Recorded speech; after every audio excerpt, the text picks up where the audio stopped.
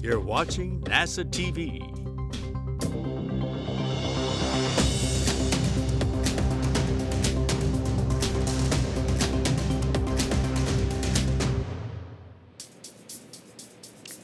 Hey, good afternoon. I'm NASA's Gary Jordan. Thank you for joining us for our briefing to preview the next spacewalk scheduled for this Friday, January 20th, 2023, aboard the International Space Station. The spacewalk will be the 84th U.S. spacewalk to be conducted out of the Quest airlock. Japan Aerospace Exploration Agency, or JAXA astronaut Koichi Wakata and NASA astronaut Nicole Mann will be our spacewalkers. The two will be working on installing mounting platforms on the 1A and 1B power channels that are needed to install another pair of IROSA solar arrays on the space station during future spacewalks. This will be the first spacewalk for both Wakata and Mann. In this briefing, we'll discuss the state of the International Space Station, and pre-spacewalk preparations. We'll also walk through the detailed procedures of the January 20th spacewalk. Our briefers today include Dina Cantella, Operations Integration Manager of the International Space Station Program, Chloe Mehring, Flight Director for this spacewalk, and Keith Johnson, Lead Spacewalk Officer. As always, we'll first start with some initial remarks from each of our briefers before opening it up for questions. We'll be taking questions on our phone bridge as well as here in the room. If you're on the phone, please press *1 to be added to our queue and to ask a question. We'll now begin with opening comments from Dina Cantella. Dina. All right, thank you, Gary, and thanks everybody for tuning in. So before we get into the details of the spacewalks, which our panel here are going to go into, I did just want to talk a little bit about operations on ISS these days because it's been really busy, and since I was last here, we've had a lot happening. I'd say multiple vehicles coming and going, and spacewalks. So I'll go into a few of those. First of all, the Northrop Grumman vehicle that launched in November. It's a cargo vehicle, NG-18. That vehicle did arrive at ISS. It had a successful rendezvous. It brought 8,200 pounds of cargo. We're happy to get those supplies on board. If you recall, it had one solar array that didn't deploy, but it was able to successfully rendezvous. And the crew's been busy unloading the cargo and packing it full of trash, and we're expecting to unberth and release it around March 1st. So a successful mission, and we're not anticipating any issues with its unberth or release due to the solar array. And then later in November, we had a SpaceX 26 cargo mission, and so SpaceX CRS 26. It was extremely successful. It's already completed its 45-day mission and splashed down last week. It was really heavy on the science, and so our scientists are extremely happy, and they got a lot of good data. Not just NASA, but all of our international partners had participation, and it was a really great mission. So just congratulations to both the Northrop Grumman and the SpaceX teams on successful missions.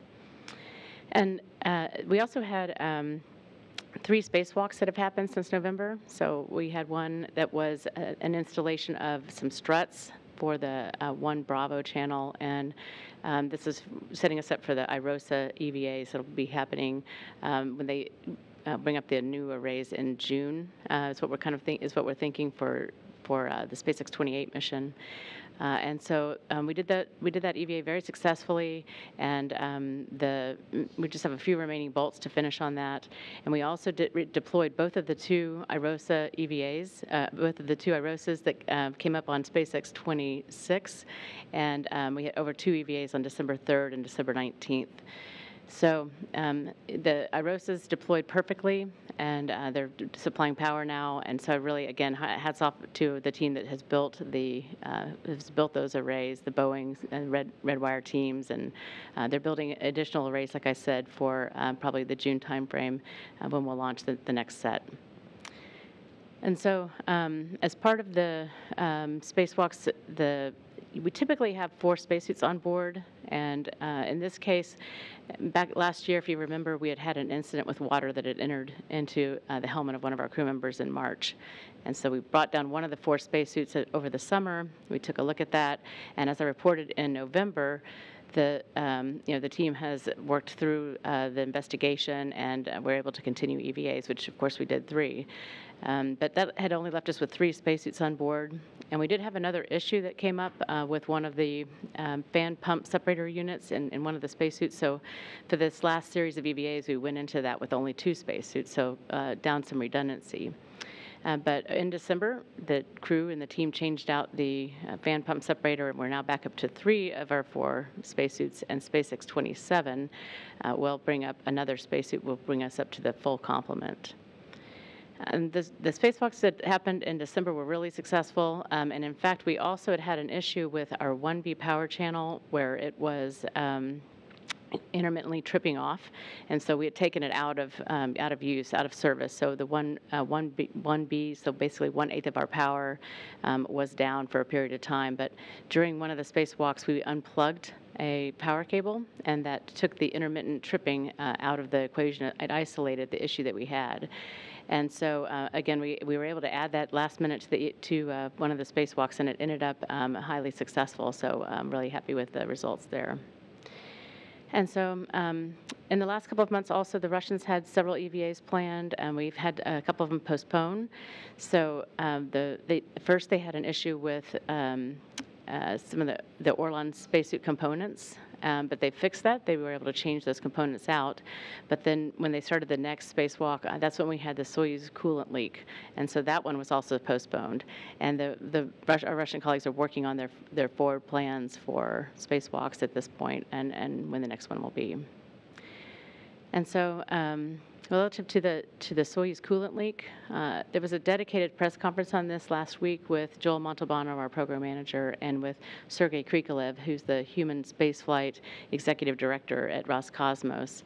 And so I don't want to turn this into a Soyuz press conference, but just wanted to give an update on that, which, so as you recall what they said last week, instead of bringing home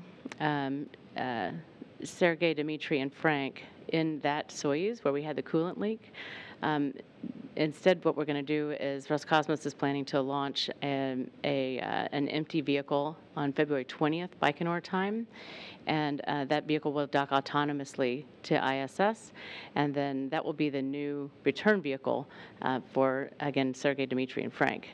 And then the vehicle that's currently on orbit will basically be landed autonomously in Kazakhstan. So that vehicle is taken out of the equation. The update I wanted to share is that last week, Joel and Sergei had mentioned that we were looking at SpaceX Dragon as potential for a rescue vehicle between now and February 20th in case we had a contingency evacuation that was necessary. And so we looked at that, and we did decide that that is a good plan. We are planning to just move Frank Rubio's seat liner over from the Soyuz tomorrow, actually, over into the Dragon. And we think that that'll take out some of the heat load that's in the Soyuz spacecraft and will help the overall posture for us. And so the team has come up with a really good plan to provide this as an evacuation type of contingency, and we are not planning to bring Frank home down in this particular vehicle in the Dragon. So again, the plan is for Frank and Dmitry and Sergei to stay on board for several more months until they come home, probably in late September. We're looking at the exact timing of that, but at this point, that would be when the vehicle would be planned to come home. So that's the update on that, and I'll just say the rest of the flight program, because we're trying to work around the February 20th launch date for the Soyuz. We're still working on the exact dates, but we're shooting for Crew 6 to launch in mid to late February, and then Crew 5 would come home sometime a few days after that, after a direct handover. We've got a Progress vehicle, and we've got that will launch in February timeframe, and then we'll have probably in the March timeframe SpaceX 27. That's a cargo mission, and then after that we'll have a Northrop Grumman mission, NG-19. So it's a really busy time, and I just wanted to give you a quick update, but again, I'd like to refocus us on the EVA, the EVA is happening on Friday, and as Gary mentioned, the crew are Koichi Wakata and Nicole Mann. They're going to be our rookie spacewalkers. But Koichi has a lot of space experience, and I just wanted to brag on him for a moment that he surpassed his 400th day in space in late November. He's accumulated this over multiple missions, but he's really got a lot of history here. And both he and Nicole have done an outstanding job on orbit, and they're well trained and ready to go for this spacewalk. So looking forward to that. Yeah, our overall objectives, and these guys will go into a little bit more detail, but again, we're trying to set up a frame, some struts that will be used for future IROSA installation, and that's kind of the most of the spacewalk. We're finishing the tightening of the bolts on a previous set of struts that we had installed, and we're also installing a cable that would sort of allow us to route power around if a particular box, electrical box failed on the truss. So this gives us kind of an autonomous way to route power, and so that's a really important cable for us.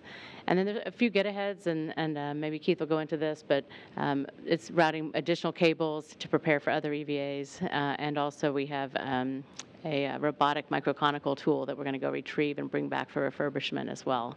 Again, those are just if we have time, though. So the main focus is really on the struts.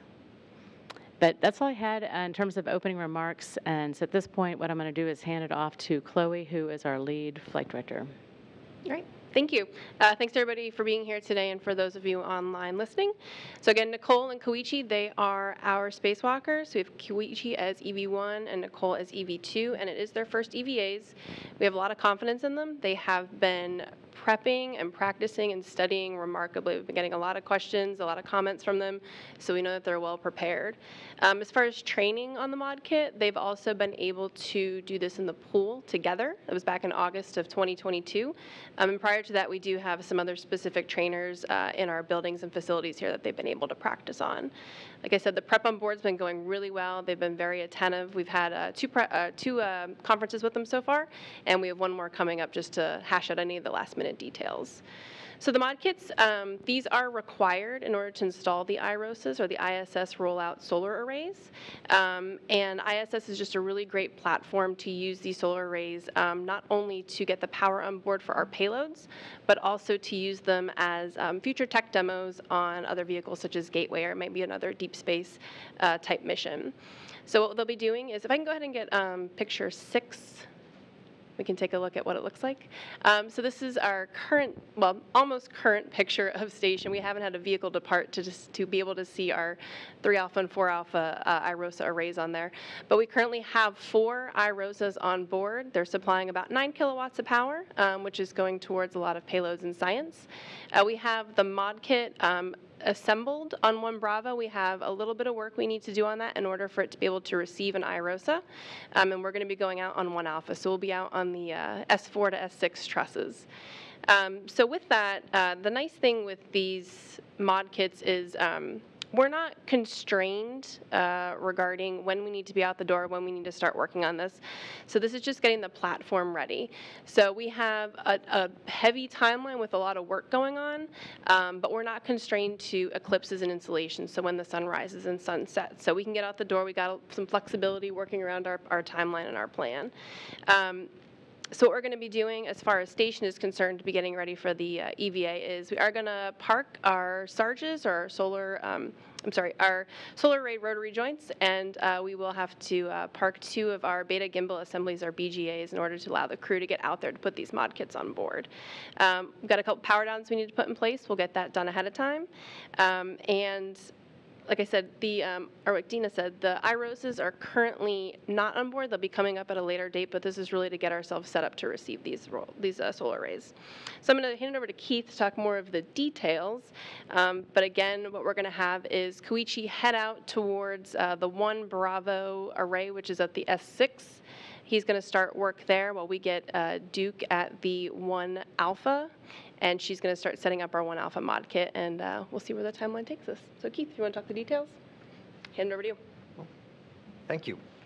Well, It's always a pleasure when we get to send out rookie crew members like we get to on this particular spacewalk. But it's especially good because it's all of Crew 5 now will have EVA experience, which I think that's a remarkable accomplishment because generally we have a pair of crew members that do most of the spacewalks. But in this case, we're going to spread the wealth across all of them and get Koichi a chance to get out the door. So that's invigorating.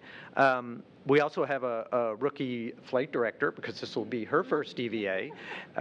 But the good news with that is that I have done so many that I make up for all of them. And I'm the crusty old EVA officer. This is our 6th mod kit. And the great thing about these EVAs, it's a lot like an erector set. We get to drive a lot of bolts, put linkages together. It all goes together so beautifully. It's fun, and it gives a chance for the crew to go out and drive a lot of bolts like construction engineers. So it's a lot of fun. Again, they did get a chance to practice this in the pool out at the NBL, which is a great platform for learning how to do all the activities, where they need to translate, how they need to set up their work sites, what it takes to drive the bolts. This is also an awesome EVA for teamwork because you'll never see two people work together more carefully and concisely. They start out separated. As Chloe mentioned, Koichi heads out to S6 to start on the 1B truss. That's the one where we left the collar bolts not driven. So currently, that particular mod kit will not accept an IROSA. And then, in the meantime, Nicole starts building what we call the upper triangle, and that's the part of the truss that's going to get, or part of the mod kit that gets installed first on the mass canister. When that's ready to go and it's built, Koichi will come back inboard and join Nicole, and the two of them will start the assembly process together. So I have a video to show that's our VR lab animation with some narration over top of it, if you'd like to show that now. US EVA 84 starts with EV1 Koichi Wakata with the red stripes on his suit coming out the hatch first. EV2 Nicole Mann will be handing out a bag that has cables in it and a large bag that has the mod kit struts in it. Koichi will put the cable bag onto his body restraint tether and be prepared to hand the strut bag to Nicole as she comes out of the hatch. Once they're in position, Koichi will start his translation up the CETA spur to get to the front face of the International Space Station to start his translation out toward the starboard part. He'll stop and attach his safety tether and Nicole's safety tether as their anchor point, and then continue on out the starboard truss. Along the way, Koichi will stop and drop off his cable bag. Once that's in position, he'll continue translating starboard.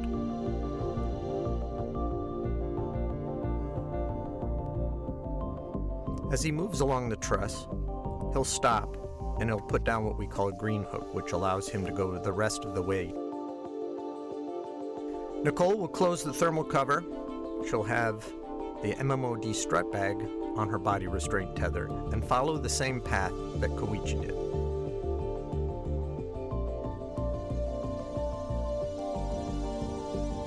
Nicole Mann will follow Koichi's translation path as she gets to the solar ray alpha rotary joint and gets to the 1A worksite. She'll stow the strut bag and restrain it in position. Once that's done, she'll make her way back to the crew and equipment translation aid attached to the mobile transporter and retrieve the articulating portable foot restraint with an extender. Once she has that attached to her body restraint tether, she'll make her way outboard towards the starboard end and her work site at the 1 Alpha Beta gimbal assembly. She'll install this foot restraint and position it for the work she's going to do shortly. Nicole will collect part of what we refer to as the upper triangle, which is sections of truss that are part of the mod kit assembly. This will become the beginning backbone of the entire mod kit. These struts are put into position and bolted together. While Nicole is working on that, Koichi heads out to the 1B beta gimbal assembly and tightens 2 collar bolts on the right-hand side and left-hand side of the 1 Bravo mod kit. Koichi will translate back inboard and join Nicole at the 1A worksite. Nicole will translate over to the articulating portable foot restraint and ingress. Koichi positions the upper triangle and hands that up to Nicole. Nicole takes the upper triangle and drives 4 bolts to attach it to the beta gimbal assembly. Koichi hands up the lower strut and the mid strut, and then translates to get into position to install them.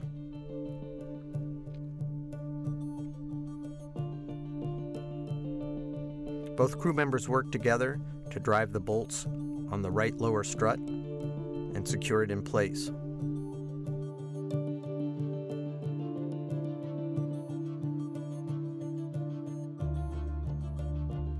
Once the lower strut's installed, Koichi repositions to install the mid strut.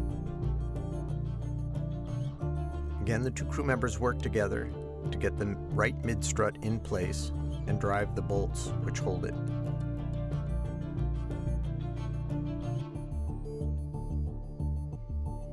Once the right struts are in place, Koichi goes back to the strut bag and hands up the mid strut and the lower strut to Nicole.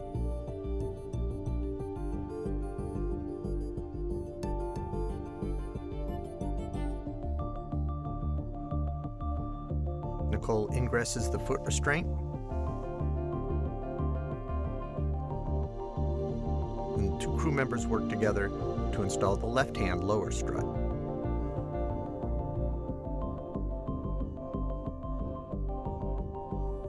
Once that's in place, they work together yet again to install the mid strut.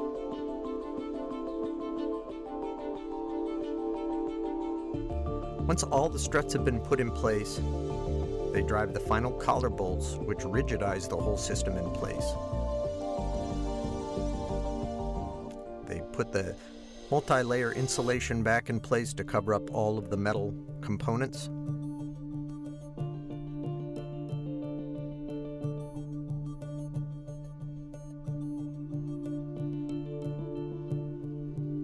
Koichi translates over to the right-hand mid-strut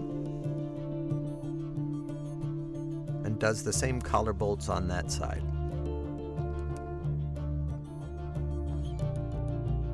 Once the collar bolts have been driven in place, Nicole can egress the foot restraint and start routing the IROSA cables.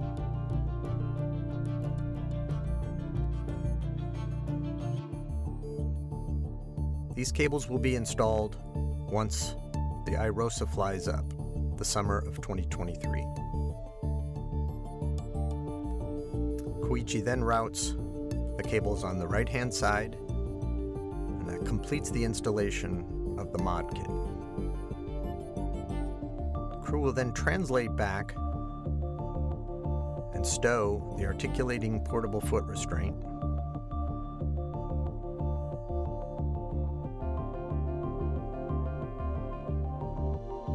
turn the strut bag to the airlock. In the meantime, Nicole picks up a cable, which is part of the DC to DC converter unit jumper. She'll install a cable at 2 different locations on the strut, and then make her way back to the airlock.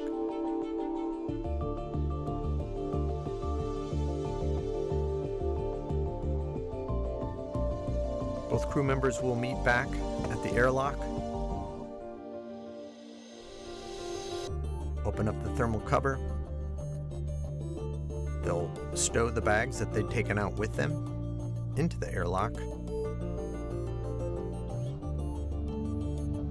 Nicole will lead back inside,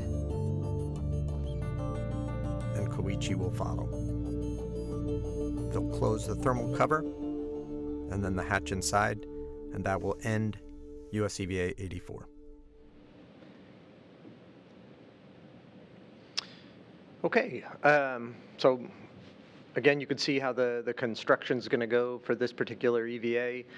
One thing that Dina pointed out was that we have a list of what we call get-aheads that can get added on or moved into the timeline depending on how well the crew is doing. And in order to install the IROSAs next summer, the main thing we have to do is put the platform in place and have it rigidized and fully bolted down. But what we hope to do to get ready for those EVAs is route the cables that go along with that. You may have noticed in the video that we plan to pre-incorporate the 1 alpha cables as part of our setup and translation. So they'll be at the work site, and our goal is to get them out and routed where they need to go. But if we have sufficient time and the crew is doing well, and our suits are performing well, we have permission from the ISS program to run a little bit long in order to install the 1B IROSA cable. So our goal, in order to get as much done in preparation for the IROSA EVAs as possible, is we're looking forward to doing that particular get-ahead. And if we have permission, things work out in that plan, we may not get around to the S6 DDCU jumper cable. So we have worked on various plans, and the crew is aware. They also have the ability to tell us if they don't want to go do that, if they're not feeling up to staying out there that long to do the EVA. So we set it up so that we are in a good position if we're available to get that done, and it's very helpful. But we recognize that working in a spacesuit for that long is very exhausting, and this is their first time, so we want them to know and to be as comfortable as possible to be able to handle what we set out for them to do. So with that, like I said, it's a 6.5-hour EVA nominally, with the potential to run to 7 hours. Given that particular condition. So we look forward to getting the crew out the door on Friday, and that's all I have to say about that. All right, appreciate it, Keith. And to Dina and Chloe as well, thank you all for those opening remarks.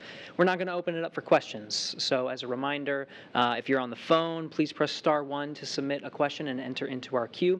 Once your name is called, please state to whom you'd like to direct your question.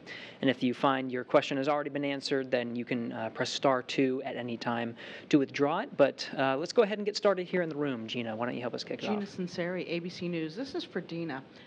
It seems like you have a bit of a spacesuit issue up there. I know they're mix and match, but are your if you have 2 spacesuits possible, I think the third is working again, does the crew have to be a similar size to mix and match and use those? I mean, how much an issue is the spacesuit shortage up there, or am I wrong in thinking there's a shortage?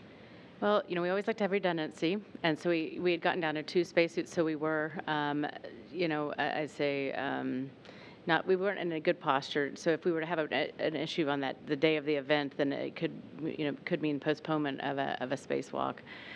We do have suit sizes, but we kind of take a size like it's called the hard upper torso.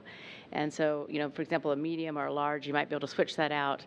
And so when I say spacesuit, I guess I'm really talking about the life support system itself, but we have, the ability to change the size of that one. So we do mix and match, and it's not as much a sizing issue as it is just trying to make sure that the main components, the life support system, that we have enough of those on board. And we can change components out. So inside the spacesuit, I mentioned we have a fan pump separator, but we have other components as well. So if something fails in the suit, then we have that ability to also change those components out. I think it's just coincidence. The Orlans had some components that had gone out of life, and then we've had a couple of problems as well. So I wouldn't say, it's more of a string of events that have occurred. So it just sounds like we've had multiple issues, but I would say that we're still in a good posture. And in fact, my point I was trying to bring up was that we now we're up to 3 spacesuits, so we have a third one to make us more redundant, and then we'll get a fourth on SpaceX 27. So on the U.S. side, and then on the Russian side, like I said, they've brought theirs back up to working order again, and of course they continually bring up spares and change out components as well. So I wouldn't really say we're in we're overly concerned, but we were in a posture where we didn't have as much redundancy as we'd like. I don't know if you wanted to add anything, Keith. No, I think we address when the crews get assigned what the availability is for the suits, and so I think the ISS program helps us out in understanding what the logistics are for suits and what hardware goes up. So I think Dina explained it very well. She used to be an EVA officer like me long ago, so she understands that aspect of the job very closely, but I think that's a good answer. Wonderful. Thank you for the question. Let's head over to the phone real quick. Bill Harwood. Yeah, thank you very much. I'm not sure who this is for, but I wanted to ask a question about the micrometeoroid environment. You know, the Soyuz gets hit, and it automatically makes me think, and it always does for spacewalks, what happens if a crew member ever got struck by a particle like that? Can one of you review for us how that would actually work, assuming that the astronaut's not incapacitated? How would the spacesuit work with a small puncture to get back to an airlock, and the contingency planning you guys put into all that? I just think that, given the hit on the Soyuz, that's a relevant question. Thanks. Well, I can start, but I can tell you it's going to work its way up the table here as we answer your questions. As the EVA officer, that is something that I think very much about in preparation for any EVA is, what it takes to keep our crew members safe, what it takes to get them out the door, fully prepared for all the things that could go wrong. Chloe and I did a sim on Friday where we went through various failure scenarios to get ready for what it takes to get the crew members back in a circumstance like this. The suit is designed to accommodate, that's probably not the right word for it, but certain size puncture holes and yet still keep the crew members alive. The life support system is designed to accept, and then there's also protective outer layers that hopefully do what they can to prevent that from happening. But I agree with you that when the Soyuz took this micrometeoroid hit, I wanted to know if we could determine the size of that hit, because a certain size hole again can be accepted to the crew, and we'll get them back in. We'll get emergency messages on the suit, and the first thing we do is to speak with the crew, talk about what it takes to get them back in as quickly as possible, and we set up their translation paths and their tethering so that the route to get back in is the quickest possible. And with all of that, we are monitoring their suit consumables, and we monitor comm with the crew. So if something like that were to happen, we would find out right away, and we would start them on the path back to the airlock. I think we probably would all hear the message at the same time, and then Chloe and I would talk on the flight loop about what it would take to get them back. And then she would start getting the rest of the crew ready to accept getting this crew member in and back to site pressure as quickly as possible under that scenario. Yeah, I think Keith answered pretty much everything that I had written down. But yeah, crew safety, we're going to be watching the messages. We'll see how the crew's feeling. We'll be monitoring the data in the suits itself. And from that, we can determine what the next plan is. Are we cutting everything off right away, or was it small enough such that we can take our time getting back and be very deliberate about what we're doing? Again, we have 2 folks on the ground. We have a person called a ground IV, which is the person who is talking directly to our EV crew members. And we also have another Capcom on board who is talking to our folks inside of ISS. So we'd have both of them communicating along a good open communication between the EV crew member as well as the folks inside, so we know what we need to do. We have flight surgeons on hand should we need to set up any other type of discussions that may need to have some privacy concerns. But we will first and foremost take care of that crew member with whatever happened. And like Keith said, we had a critical failure in our suit during our sim on Friday, and we practiced it, and the team is well versed in those procedures and those flight rules and understanding where we need to go from there. I do have other folks in the room who I can communicate with, who will be communicating up and out to people like Dina, Joel and Dana, and anybody else who needs that information to help with any type of post-secure, post-crew, knowing that the crew is safe plans from there on out. So you have anything to add about that? Okay, I guess the only thing I would add was just that, we could talk about micrometeorites and we could talk about orbital debris. And for micrometeorites, we know when meteor showers are happening each year, and so what are the actual dates? So we have a mitigation there where typically it does not raise it up to a very high level of concern, but if you know that you're going to have a very like a peak of a meteor shower at the exact moment you're doing an EVA, you could reconsider. You can consider changing the time or the date. And then also for orbital debris, of course, we're tracking orbital debris of a certain size and larger, and we can move the station out of the way with the crew in advance of the spacewalk when we see that coming. So, but I think that this team has described very well what we might do during a spacewalk for such an event. Wonderful. Thank you for the question, Bill. That's it for the reporters in the queue. So just as a reminder, please press star 1 to enter into the queue and ask a question. I have one I wanted to throw out there just to give reporters time, just in case there's any last questions. But I did want to throw this one out to Chloe. This is not the first time that we've installed this mounting hardware on the International Space Station. We've had this type of EVA before. What are some of the lessons learned from those previous EVAs that are being applied to this one to ensure that it's the most successful?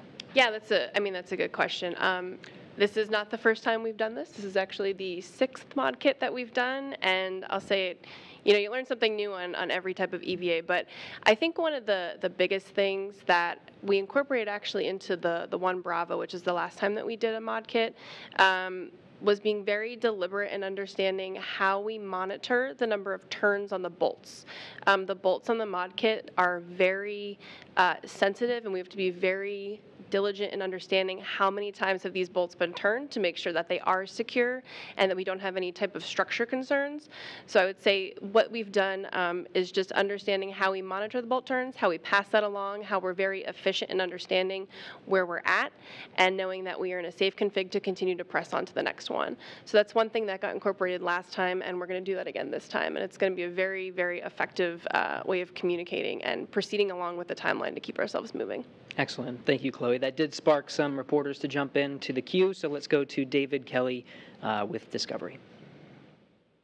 David Curley from Discovery, thank you. It's kind of a follow-on to that.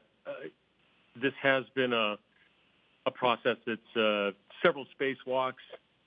What have you learned about the technology of rolling out these solar arrays, and have you come to the conclusion that this is the way to use solar arrays in the future?